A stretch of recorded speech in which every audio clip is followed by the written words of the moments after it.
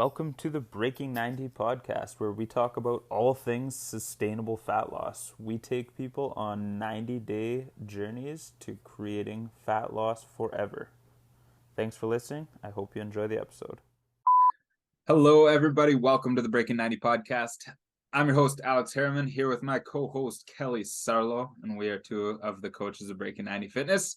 Thanks for being here with us, and I hope you enjoyed today's episode. Hey, Alex. Hey, how are you? I'm well, thank you. How are you? Excellent. Excellent. As you know, we just got back from probably our final camping trip of the season. You know this because you came with us. Yes, I did. Our family loves to camp, and we try to get out many times a year. And this time of year can be tough, but even for the people who are watching this video, you see me outside right now.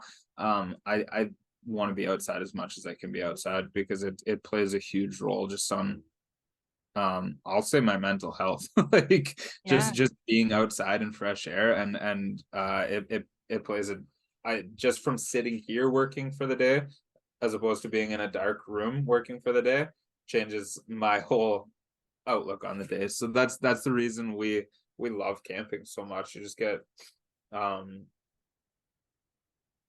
exponentially more hours of outdoor time all packed into one weekend or 1 week or whatever it is. So we had a great camping trip, great weather, and we got outdoors lots, did some hikes, did some swimming. Gary, our little dog, got to run wild and free, and it was freaking awesome. That's wonderful. And okay, so question for you. Is it harder this time of year because you're back to school with Em and Dev, or is it harder for camping reasons that I should know about? Harder to go camping? Yeah, you said it's harder this time of year. Because of schedule. Schedule and weather. Like because you only have the weekends now. Whereas with my wife's a teacher and Emerson's a student, so they're off all summer. So we could go on like a Wednesday, Thursday, Friday. And just pick when the weather's good. Yeah. And now it's like you've got the weekends only, which is when events happen. Hockey season's back up and the weather's starting to get shittier, so you're very limited. Yeah, okay, that's fair. I If thought wanted you to were go, teaching something today. no, if I wanted to go alone for sure, but I don't want to go alone. Like part of it's being with people that you enjoy being with too, right? Oh, thanks. You're I'll take welcome. that. All right, What don't do you pump have? your tires too much. Let's do this. I can't. You'll always take me down a peg. True. What do you got? I've got a topic that I'm curious to get your opinion on. And I don't really know where it's going to go. So the reason that I started thinking about this topic is because we work with a lot of young moms. Mhm. And I think that there's a struggle. There's a struggle immediately postpartum that is hard to prepare for and hard to bounce back from, that a lot of people, and it doesn't even need to be women, honestly. Like it could be anybody who goes through this stage in your life with a new child. But it's something that's really freaking hard to prepare for, and you don't know what's coming until you've done it. And it's like this, your schedule turns upside down, your priorities completely reorganize themselves, and you're more tired than you've ever been in your life. And so there's probably more to it than just those three, but those three combined basically shake up whatever you had going on more than you can expect heading into it. And any thoughts or questions before I kind of start this? No, I would agree with those three massive changes, and I would agree that you're saying you can barely prepare for it. I'll say you can prepare for it on the level that you and whatever chosen partner that you are rearing children with have hopefully worked hard to get on a good communication page together. Love it. And that you are, again, I'm saying chosen partner, that you hopefully respect one another, and have decided to align on those priorities and decisions that you're making, but you can't prepare for the other things like the fatigue, that you're talking about. So where do you want to take this? Well, I think the reason, so we see often we can start during the pregnancy phase even, but I think during the pregnancy phase, we see women gain a lot of weight because it's part of what you have to do. Like Mhm. you're creating a human, right? Yep. And so you have to gain some weight, which is really discouraging, and I think it fucks up a lot of people's mindsets right out of the gate. So Mhm. you're entering this, even though everybody knows on a biological level they're gonna have to gain some weight when Mhm. they get pregnant. I think that messes with so many people's minds. So it's Yeah. starting you off in like a negative headspace when it comes to body image and your health and fitness. True. And I think, correct me if I'm wrong, I think a lot of people in general, because I don't just want to say women, we could say people with uterus, we could also say just people, right? Supporting partners. Yeah, There's a lack of education overall to understand just how much you should be gaining for health purposes, right? Like, sure. yes, you should be gaining to grow that human. That's the number one priority. That's your only important job at that point. Um, but there's a misconception as to how much should be gained Yeah. and what a healthy amount is, right? So people can get into a very like all or nothing mindset Yeah. because of that missing piece of information. And that's it right there. So you can't, it's impossible to say this is how much weight you should gain because every Right. body is different. And the leaner somebody is, the more they're gonna have to gain Mm. because they have to provide home for the baby, right? But if somebody's already got extra weight, they won't have to gain as much. But most people start slipping into that all or nothing where it's like, oh well, frick it. I'm not even going to worry about this right now, which is like that's understandable. Your main focus is on the baby. But then we start justifying other choices that we say I'll deal with. It's similar to that January 1st mentality. I'll deal with this after the baby comes. And Yeah. Sorry, go ahead. I was gonna say I've never been pregnant, obviously. So like there are things happening on a biological level though that Yeah. are increasing cravings, increasing hunger cues, hormonal changes. So like some of this isn't just mind over matter that you're Mhm. like, oh, why am I allowing myself to do this? Like there's things happening on a biological level that are making this physically harder for you. But if we contribute to that with the all or nothing thinking, then it starts to have that compound effect, right? Yeah, for sure. And I think, if we start with that, what we'll call missing piece of information about how much is a healthy amount to gain, it isn't a number that we want anyone to fixate on, right? Like that's not the end goal is to figure out, hey, how can I gain this amount of weight to make sure my kid is going to be healthy? We want you to focus on what are you putting into your body and how is it going to maximize the amount of nutrients and resources that that child needs and your body needs to go through these transitions. That's what we want you to focus on. And I'll kind of compare it to if someone wants to gain muscle, right? We're not Yeah, saying fixate on a number on the scale. We're saying actually, let's make sure that how you are lifting, what you are lifting is going to contribute to those goals. Don't even focus on the fact that it has to be 5 days a week. yeah. Make sure that what you are doing is the healthy kind of contribution to the end goal, right? So it's not the number itself, it's not the frequency itself, it's what are you giving yourself that's going to feed into that goal. No And I pun think intended. I I think I think that's the best way to explain um how much weight you should gain. You need to make sure you're fueling your body with good quality foods for the Mhm. child and for yourself, and you shouldn't be feeling really hungry. Like, Right. like, that's it. You should list your body's gonna give you great cues around hunger when you should eat. And if you're doing a good job of eating mostly whole healthy foods, like that 80-20 type of split, then you're gonna do great. Um, Yeah. Is it fair to say, sorry, I interrupted you. no, go ahead.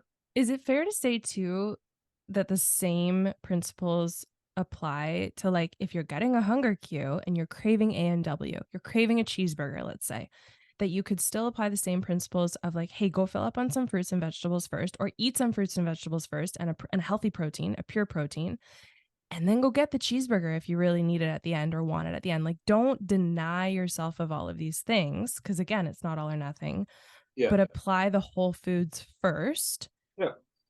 and Yeah. then allow yourself to minimize the damage on those cravings. Absolutely. And I don't think that we should be in the restriction mentality at all during pregnancy. Like I think people should be focusing on addition. Am I Mhm. getting enough whole healthy foods? Am I getting enough fruits, vegetables, protein? Am I getting enough water?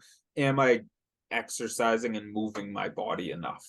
Yeah. And what is enough is open to interpretation and where you're at in your life. It might be getting a short walk in, it might be doing some stretching, but am I getting enough of that stuff? Anything above and beyond that isn't really going to harm me. Like if I have that cheeseburger, but I'm getting all those whole healthy foods, that's not going to harm you.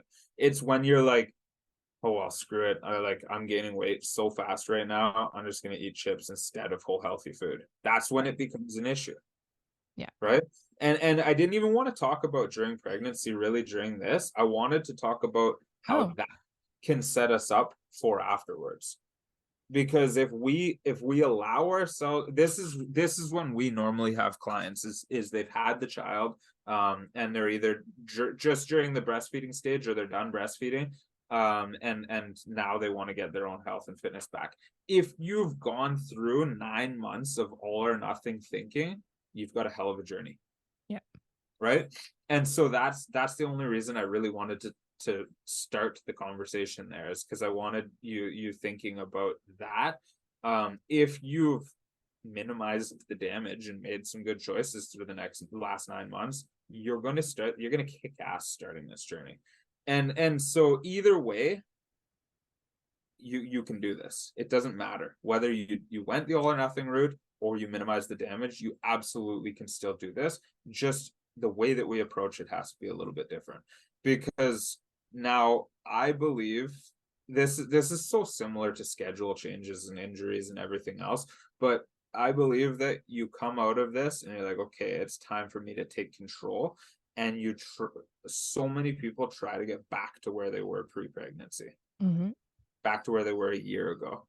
And it's an unrealistic goal when you have less sleep, less time to yourself, your health and fitness is lower on your priority chain, and you're trying to take care of a 1 month old baby at home. It's not even freaking close to possible unless you have a live-in nanny that does everything for you and you're like unlimited money, unlimited resources.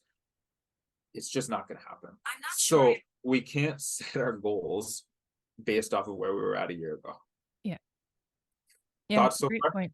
I have a lot of thoughts, and you went Yeah, really fast, so I got to back up and go to some other things. I do that sometimes. What you were talking about, I think, really comes down to discipline over motivation, right? And you were talking about, if this is how you've done things during your pregnancy, this is kind of how you can see things playing out postpartum. You could back it up even further and say, prior to getting pregnant, if you were just doing whatever the F you wanted to, and now you're pregnant, you still at some point have to figure out how to develop that discipline, right? And for some people, the pregnancy becomes the motivation to develop the discipline, right? Yeah. And I think it's a worthwhile conversation to have, that's not a switch that flips for every human, right? We all get motivated by different things, whether it's fear, whether it's inspiration, whichever end of the spectrum you want to look at it. At some point, something becomes worthwhile enough that we say, I'm motivated right now to create the discipline I want in order and keep it, right? So you can do that before you get pregnant. You can do that during pregnancy. You can also begin it once you're done giving birth, kind of situation. There's no wrong time to start. I would just No. say start now. Yeah, that's just it. It's never too late. Like this is obviously this episode is more pointed towards those new moms, but we've had people Mhm. start their health and fitness journey when they're 70 years old. Absolutely. Like it's now is the right time to start, absolutely, regardless of where you're at. I love that you pinpointed that. Yeah, and I say it too so that people don't feel shame, I think, because, Yeah. for many people, it is a beautiful motivation. And I'll say that, like, you have this eye-opening, life-giving, literal experience of, oh my God, I have created this human. I want to be well enough to be around to witness its life. And so you start taking your health more seriously, right? For some people, that doesn't happen when they're pregnant. It doesn't happen postpartum. It happens when their kids are 7 or 21, Or go to having college. 21 having their own kids, Yeah. right? Yeah. Yeah. And there's no wrong time or no reason to feel shame if your pregnancy does not stimulate that feeling for, your desire for your own health. Whenever it hits you, act on it, right? And Seize the motivation when it comes. yeah, that's what I was trying to get at when I was saying too, like, if you slipped into all or nothing during pregnancy or didn't, it's okay. You can move forward from here. Don't punish yourself for something that happened in the past, but the approach has to be different. Yeah. That's it. It's like now is still the right time to start. The approach has to be different. Mhm. I'll touch on that after too, but I don't want to cut you off. I know you had a couple points I wanted to cover. You didn't. I forgot my point now. Oh, so I already cut you off. No, I Okay. shouldn't. No, it wasn't your fault. Okay, so this is where I think the biggest mistakes happen, is because people go from an all or nothing thinking where they were basically on the opposite side, and now they're trying to perfect everything. That's what I And wanted to touch on. okay, do you want to go first? Yes, please. Here you go. Because I'm older and I can. You mentioned you mentioned that people want to get back to where they were. That's what I wanted to touch on. And I think it's really wild. And it's certainly a cultural feed, that you should be pre baby body, whatever it's called. But I think a lot of us get into this mindset of like, well, I want to be spending as much time exercising as I was back when I was in college, right? It's like I want the body that I had in college. And it's like, hey, but you went to class and went to the gym and that was it. And now, you have a full-time job and a social life and, travel or something. And it's just every time your life changes, your schedule demands a change. We can't constantly be looking back thinking that we should or could be doing the exact same thing we were when it was at its most optimal time, right? It's like saying I want the same amount of me time that I had in my life before I got into a relationship. Like that's not how things work. We set those unrealistic expectations, and certainly new moms end up falling into that thinking as well. Totally. Um, yeah, I couldn't agree more. And I think the important message is that the same as everything that we preach, you have to set your action steps in a logical, manageable sequence. Mhm. And so regardless of where you've been, what you've achieved in the past, this is a new phase in your life, a new you right now. Can you get back to there? Maybe, probably. You probably can. But that's not, you're comparing two different people. Yeah. You pre-pregnancy is a different person than you post-pregnancy. And that's, I think, if you realize that, it's going to help you move forward. I'm not saying you can't get back to that person, but you can't use the same action plan that person used, is what I'm trying to say. And the same thing applies to the person who fell into the all or nothing thinking and kind of let everything slide during pregnancy versus the person who continued to minimize the damage and exercise through pregnancy. That person might be able to progress a little bit further, might be able to take a slightly more aggressive approach coming out. But it has to be an individual approach. So you really, really need to sit down and look at those BAMs, those bare ass minimums. And what am I ready, willing, and able to commit to right now? Honestly, if I'm being 100% honest with myself, what am I ready, willing, and able to commit to from a nutrition standpoint, from an exercise standpoint? And let's start there. And it doesn't matter how bare bones, how minimal that sounds or seems or feels. Start there and knock it out of the park before you advance it. Yeah, I kind of want to just slightly change the way this is being said because I am 100% on board with what you're saying. And I don't know that people will actually be conscious of what they're doing in their head when they listen to you. Some of them are going to listen to you and be like, oh, that's bad. That's bad that I got to that point. And they're labeling their experience. And some of those people will be sitting there going, okay, this is good. I need change. And what we're trying to say is none of this is good or bad. Change is just change. Right. And it's not to be labeled. It's not to be judged. It's more of kind of like a radical acceptance of the schedule has changed. Priorities have changed. This is where I'm at now. This is the reality that I am accepting. And what am I going to do about it? It's not good or bad. It's just Yeah. what you're choosing to do with it. Yep. Yep. That's true for sure. And the reason I feel comfortable speaking about some of this is because like my wife and I, we had our son. I was with her through all of these different stages, but they also affected me, obviously on different levels. But I went into that expecting myself to continue training and eating the exact same way I did before he was born. Okay, obviously the 9 months of pregnancy didn't affect me the way that it affected her, but the day he was born, I was not prepared for what that was going to be like. And I was like, I can handle being tired. I've been tired lots in my life. I'll still train twice a day. I'll still do full meal preps. It didn't freaking happen because I didn't honestly prepare for what was. And I don't know if you can. I don't know if you can like prepare for what that's going to feel like, but you have to be able to pivot. And you have to be like, okay, this is no longer possible or realistic for me. So now instead of being like, well, I'm not training twice a day, I might as well stop training.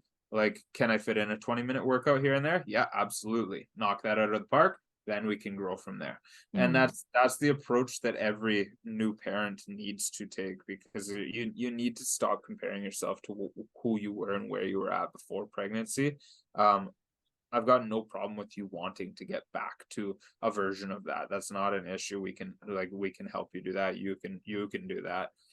But you that's not where you start. And I think that's the biggest mistake that new parents make with their health and fitness journeys, is they're trying to start where they left off. And that's not how we approach injuries. It's not how we approach illness. It's not how we approach any type of schedule change.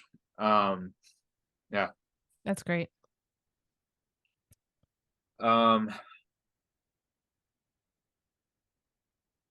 Yeah, I think we covered what I wanted to cover there. It's just a conversation I've had with a couple people recently that are new moms, and they're just discouraged with where they're at. And I guess some of the key messages here are that like now is the time to start, but start with what is manageable. Yeah. Right? If you can combine those, you're going to do great, because we know that anything more than what we're currently doing moves us in the right direction. So figure out what is manageable. If you can fit in a 5-minute walk, that's kick ass. If you can stretch while the kid's sleeping, that's awesome. If you can get a little bit more fruits and vegetables and protein in your diet without turning your whole world upside down, start there. Like it doesn't need to be hard. Yeah, I think this is a really cool podcast in the sense that there are still many people who don't understand why we talk about productivity kinds of things in terms of health and fitness.